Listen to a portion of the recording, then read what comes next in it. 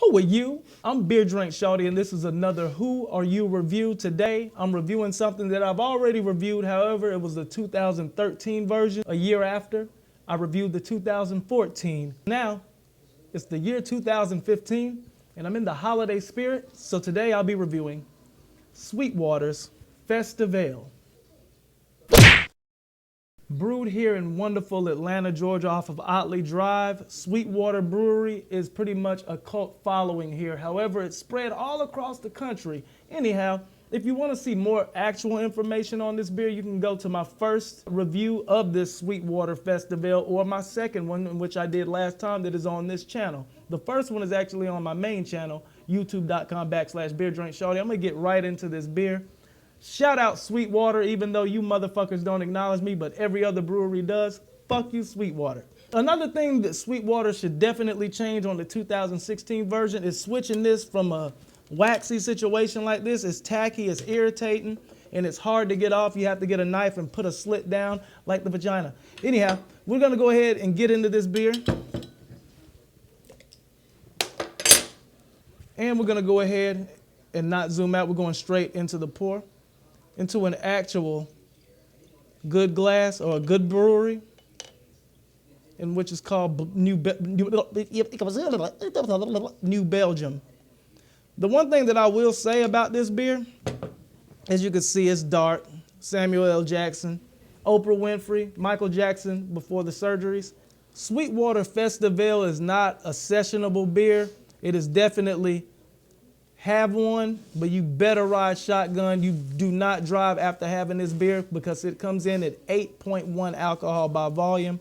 Let's see what it says. It says a taint, coupled with a taint of cinnamon and mace. This bad boy keeps it warm and toasty all winter long. I remember this beer, of course, because I reviewed it twice. However, this time it's the 2015 version. Let's go ahead and put it to the nose. You definitely get a lot of spiciness from it. It is a festive ale brewed with spices. So that's exactly what you get. Spices, roasted malt. I'm gonna go ahead and put it to the nose, to the head. What? Nose? I also eat vagina with my nose.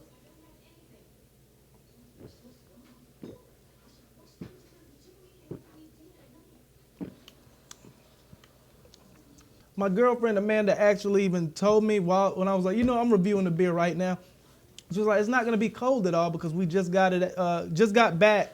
And I was like, no, that's exactly the reason why I want to review it, because in these beers, if you really want to get to the nitty gritty of what that beer is about, especially on a heavier bodied ale, it's best to not have it super cold. It's best to have it room temperature.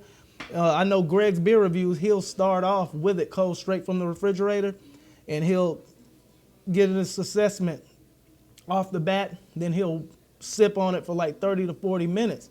Then he'll come back, give his second assessment, and then he'll give his beer rating. Definitely check out Greg's beer reviews if you haven't heard of Greg's beer reviews. He helped me out a lot on my original channel. Helped me out more than a lot of these people are helping me out over here on the, take a little bit more of this to the head.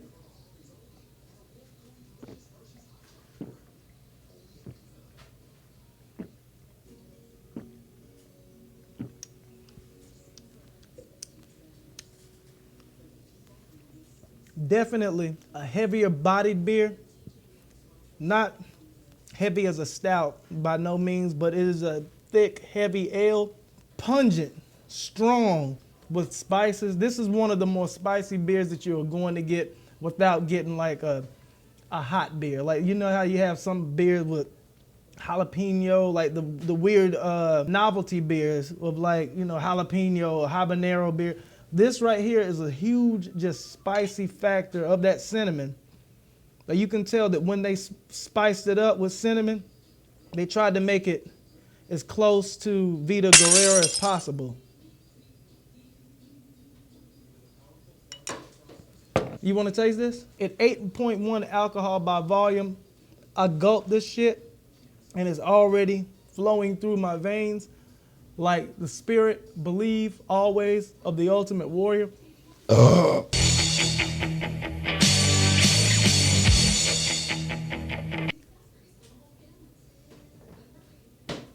don't know, and I probably was, but I'm not sure if I was just hammered drunk in 2013 as well as 2014, but this is actually my first beer of the day. Were the past batches of this beer less spicy than this? Because in my opinion, if I can remember back, but like I said, I may have been hammered drunk 2013 as well as 2014. I'm not now. This is my first beer of the night.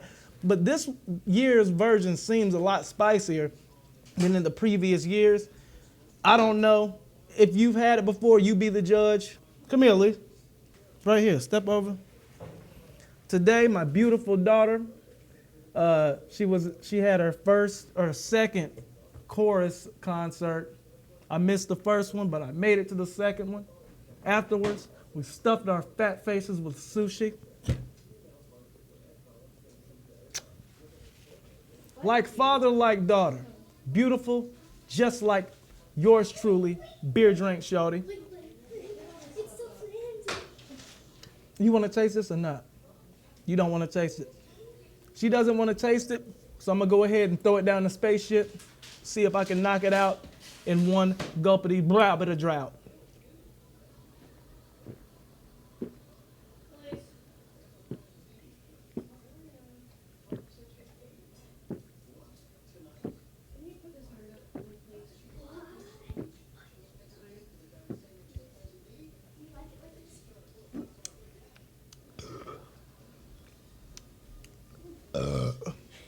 I can't front. This is a very tasty beer. Huh? The camera's about to die, so I'm going to go ahead and give my assessment of this beer. This beer is a very tasty beer. However, when you gulp and gulp, and with it being room temperature, you do get the alcohol. Like, my thing is, in a good beer, I like to not taste the alcohol as much, but it is an 8.1 alcohol by volume. You get the alcohol, but it's a tasty mixture of the spices, the hop, the alcohol, not the very small hop, the malt, and the alcohol. You definitely get the alcohol in this beer. Not sessionable beer. On a scale from 0 to 5, I would have to rate the 2015 version of SweetWater Festive Ale. I'm going to give it a 4, straight up. I'm going to give it a 4 straight up. The only thing that held me back from giving it a 5 is the fact that it was boozy. It was definitely, you could taste that alcohol. But at 8.1, what are you going to do? I am BeerDrankShawty. Who the fuck are you?